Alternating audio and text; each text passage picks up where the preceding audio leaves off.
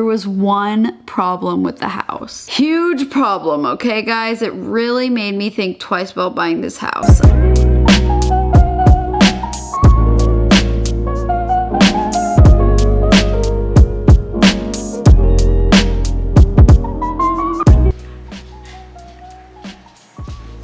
Oh shoot, we hit the 50 mark.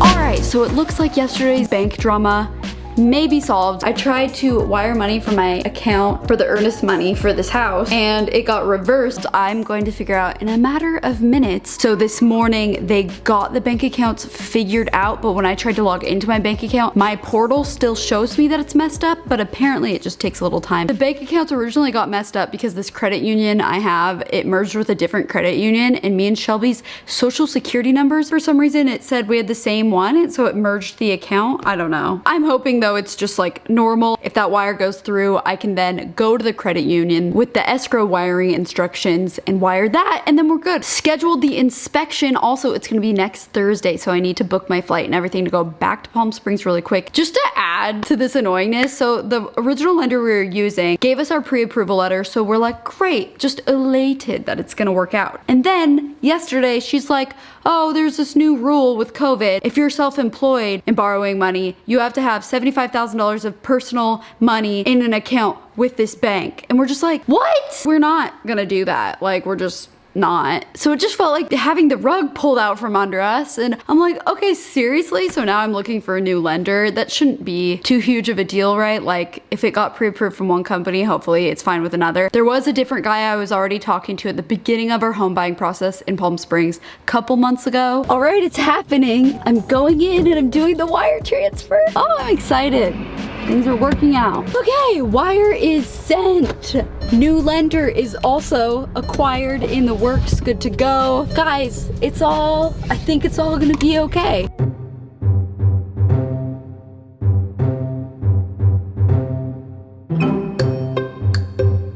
Okay, it looks like my dad is doing some exciting Airstream work.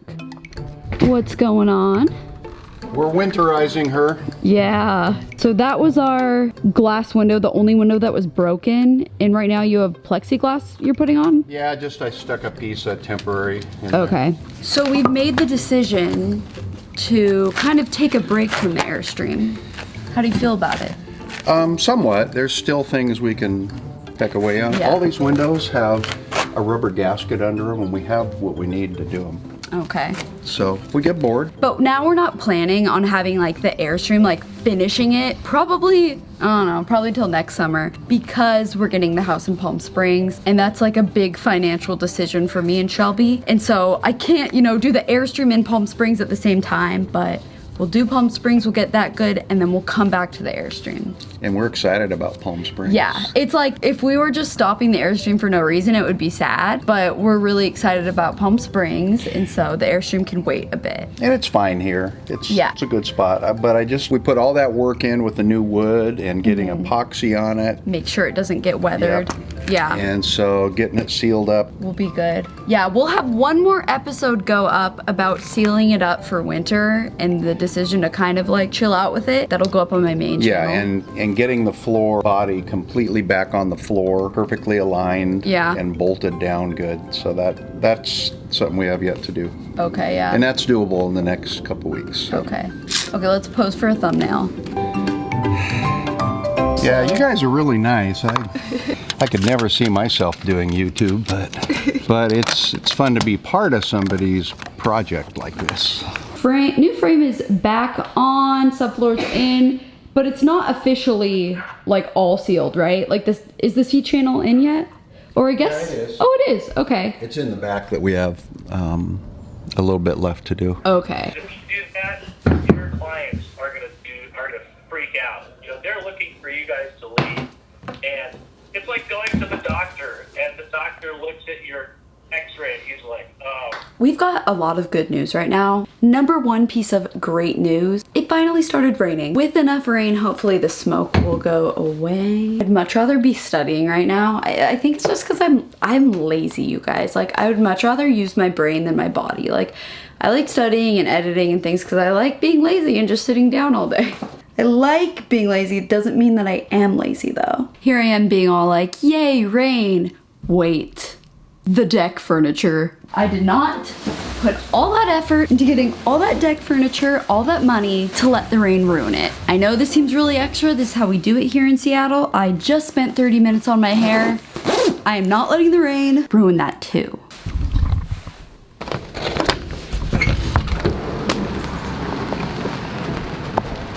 It is so awesome up here though. Let's check on the plants. I love this one. I'm so excited about that one.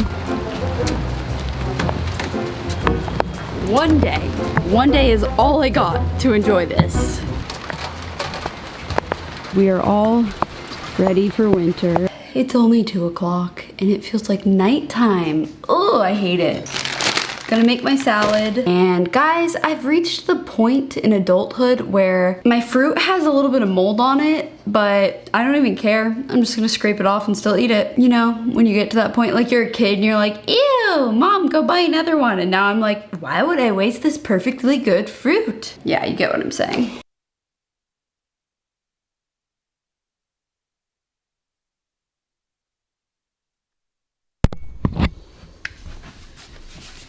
I'm gonna redo all that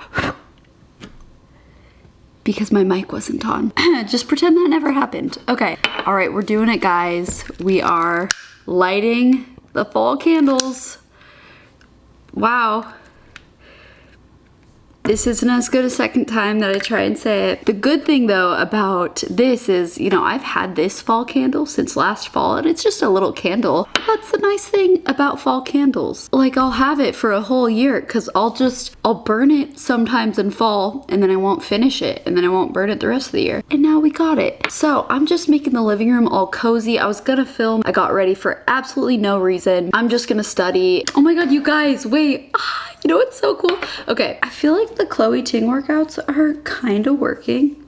Maybe not. Maybe I'll look back at this and be like, nope, they're not. I have this coffee table book that I got from, not this last time I was in Palm Springs, but the time before that. This is actually about the architect. He was the architect, right? Not the builder. Yeah, he was the architect that built my house that I'm about to buy. I'm so excited. Like, I'm very excited to share with you guys more about the history of mid-century modern architecture. So I'm not gonna show you the outside of the house I'm buying. I'm not gonna call it my house yet. It's obviously not. It's like really premature. But this house that I intend on buying, this is the Honeymoon Hideaway house. This is where Elvis Presley had his honeymoon.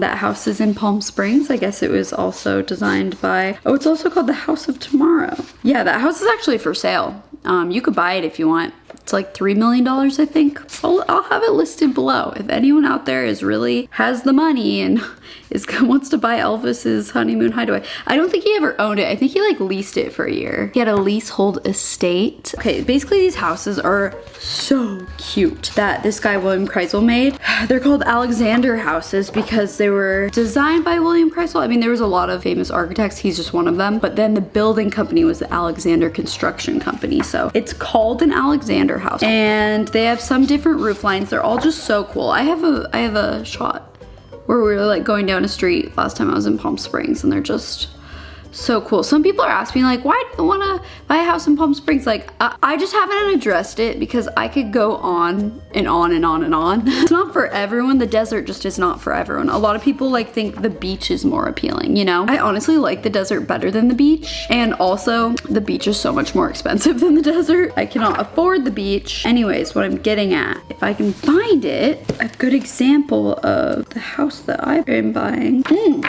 Here it is. It's called a butterfly roofline. So here's an example of that. I feel like I'm a teacher. Hey everyone, here we have it. What you will see here is the roofline. Do you see how it goes like that? Like a butterfly. This is a rendering of a butterfly roofline.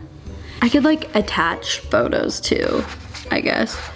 You get it. You get it. It feels like owning a little piece of history. It's so cool. Get in your bed. Get in your bed. Good boy. Yeah. Yeah, so in my last vlog, you guys, while I was working out, he pooped right next to me inside while I was working out. And I got a couple comments of people being like, you have to walk him. I know, I usually walk him all the time. With the smoke, I couldn't really walk him. And that's why that happened.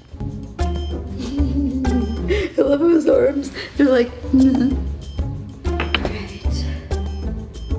Wild Friday night studying. I have nothing better to do. You know, at first I turned on Netflix and I put on that new Netflix rom-com. It's called like, what is it called? It's let me see. Love Guaranteed. I clicked on it because it's based in Seattle, and honestly, I just wanted to see what the establishing shots of the city of Seattle looked like from a more of a professional production crew. You guys, I could only stand like 15 minutes of that movie. It was so cheesy and bad. I was really disappointed. Romantic comedy movies don't have to be cheesy. There are good ones out there that aren't cheesy, like they're just actually good. If you want a really good one, I feel like this one's so underrated. Sleeping with Other People. It's Alison Brie and Jason Sudeikis. It is one of my favorite movies. It is so good. Anyways, currently, oh my god, you guys, I was like complaining about having the lessons be like 150 slides, and then I get to lesson 7, and you guys,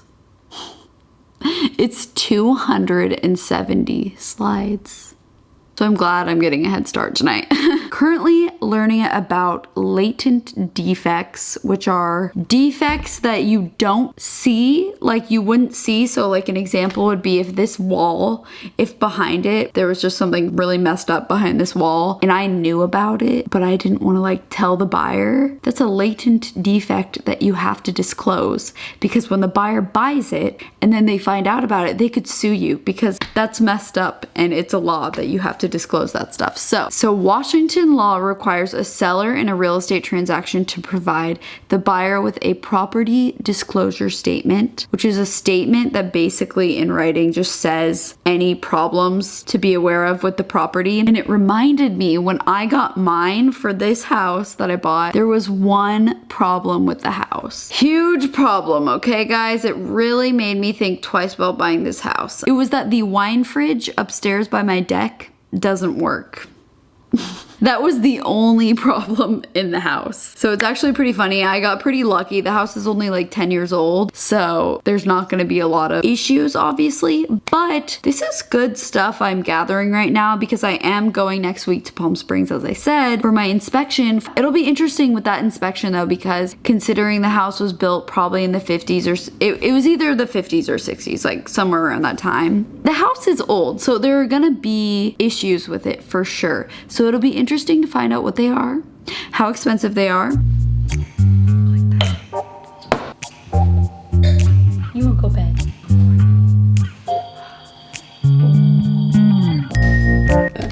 You're kidding me. Oh my gosh. Hey, get down here. I see what you did. Yeah. Hey. Bad boy. That's disappointing to wake up to, because I actually woke up at 2 a.m. because Oliver seemed like he needed to go out, and I let him out and he didn't do anything. I gave him a chance. At least like it's kind of endearing that he did it like right outside the door. Like he knew like he needed to go outside. Oh man. That mat though, this doormat's disgusting.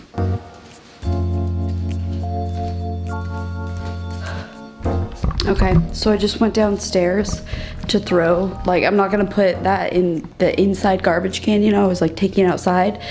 And what do I see? I'm sorry if this like totally grosses you out. It actually is pretty gross. And that, you guys, is why Oliver eats expensive dog food.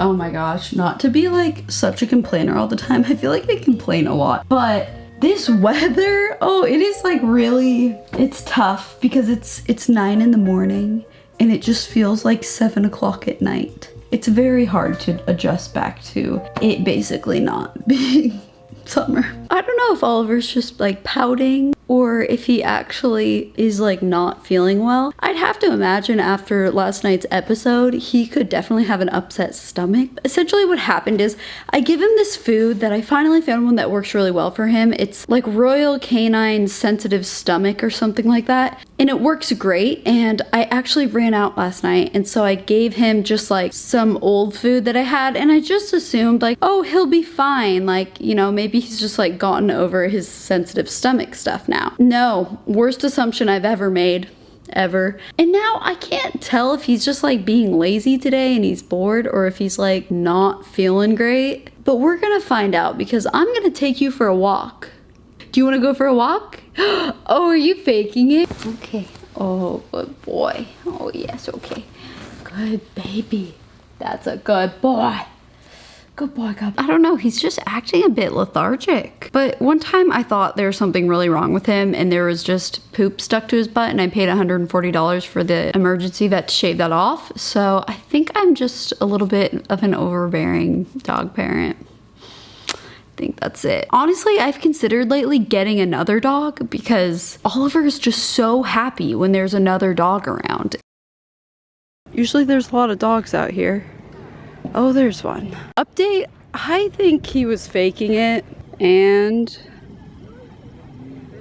making friends. Oh, sir. Oh, gosh.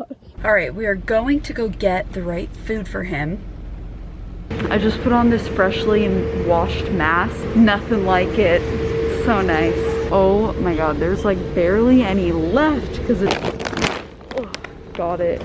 It just so happens the kind of food that works for Oliver has a Sheltie on it. It's super funny. Hi there. I think we'll try some of this too. The key is sensitive stomach.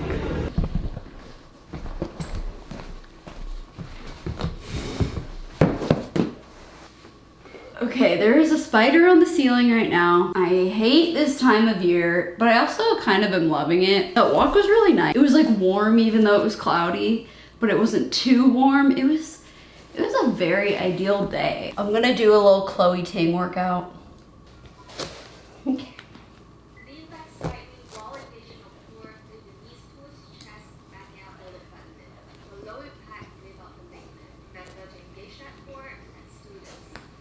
Girl is about to come over to check out the room downstairs for sublease. I've been really needing to do that. The nice thing is I don't need to run around being like, oh my God, it better be clean, because I actually am clean. Only thing that gets neglected, I feel like, is the burner. It's just one of those things you probably should clean after every use, but I just don't, and it gets gross so fast. So I'm just cleaning that up because if I were looking at a place to live and I saw that was like kind of nasty, it'd make me be like, ew, do I want to make food in this kitchen?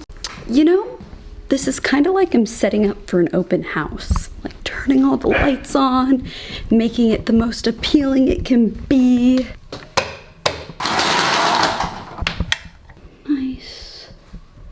Okay, the girl just left. She was super nice. I don't know if she wants to live here, only because she works from home, of course, and the room downstairs is pretty small and it's not great like as a work setup. So that was probably a factor for her. She's probably like, because it's more like the room's just okay, but the house overall is like awesome.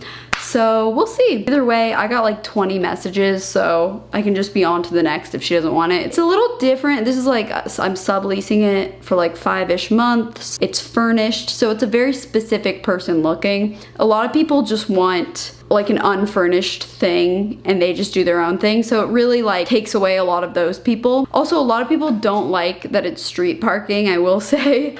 They don't like that. There is a ton of fruit flies in my kitchen and I don't know why.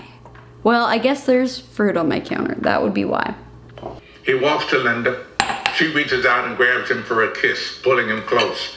Then she pushes him away so he can watch as she carefully unstraps the top of her bathing suit. I am actually living for this table read thing. It is so funny. Obviously, they all wanted to hook us with Jennifer Aniston, Brad Pitt. Saturday night. Pretty bored. I was about to edit my video and start studying, and then I got a text from my neighbors. They were like, come over, come hang out. And I'm like, yes, social interaction. Yes, I'm down. So I'm going over there. Very excited, because honestly, I was starting to feel a little pathetic. Like today, the only people that I've seen is Oliver and the cashier at Petco. So yeah, all right, I'm gonna go over there now.